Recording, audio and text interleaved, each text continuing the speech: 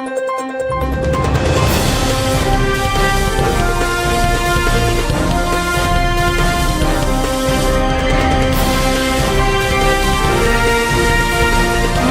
नगरी 24 तास न्यूज, रोखोक बातम्या आणि बरंच काही. अकोला जिल्ह्यात कायदा व सुव्यवस्थेचा प्रश्न निर्माण होऊ नये तसेच नागरिकांना सुरक्षित व शांततामय वातावरण मिळावं यासाठी अकोला पोलिसांनी कडक पावलं उचलली आहेत. पोलीस अधीक्षक अर्चित चांडक यांच्या मार्गदर्शनाखाली संपूर्ण जिल्ह्यात आकस्मिक नाकाबंदीचं आयोजन करून सार्वजनिक ठिकाणी दारू पिणाऱ्या तसेच कायद्याचं उल्लंघन करणाऱ्या इस्मांविरोधात कठोर कारवाई करण्यात आली आहे.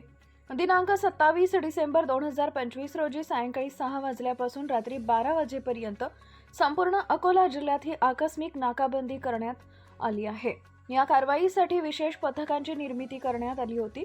नाकाबंदी दरम्यान सार्वजनिक ठिकाणी दारू पिऊन गोंधळ घालणारे, शांतता भंग करणारे व कायद्याचं उल्लंघन करणारे एकूण 54 इसम आढळून आले.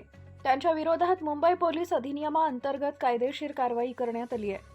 तसेच नाकाबंदी दरम्यान संपूर्ण जिल्ह्यात एकूण 46 नाकाबंदी पॉइंट्स उभारण्यात आले होते.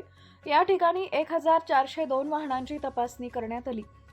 नियमांचं उल्लंघन करणाऱ्या बेशिस्त वाहन चालकांविरोधात मोटर वाहन कायद्यान्वये 240 कारवाया करण्यात येऊन एकूण 1,22,750 रुपयांचा दंड वसूल करण्यात आला आहे.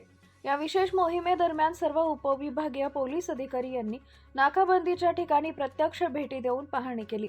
तसेच सर्व पोलीस ठाणे प्रभारी अधिकारी यांनी नाकाबंदीमध्ये सक्रिय सहभाग घेत प्रभावी अंमलबजावणी केली आहे.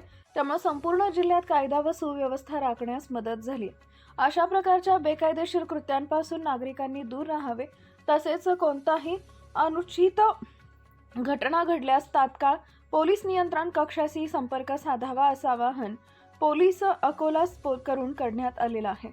कायदा मोडणाऱ्यांवर कोणतीही सहानुभूती दाखवली जाणार नसून अशा प्रतिबंधात्मक कारवाया अधिक तीव्रतेनं सुरू राहतील असा इशारा पोलीस अधीक्षक अकोला यांनी दिला आहे.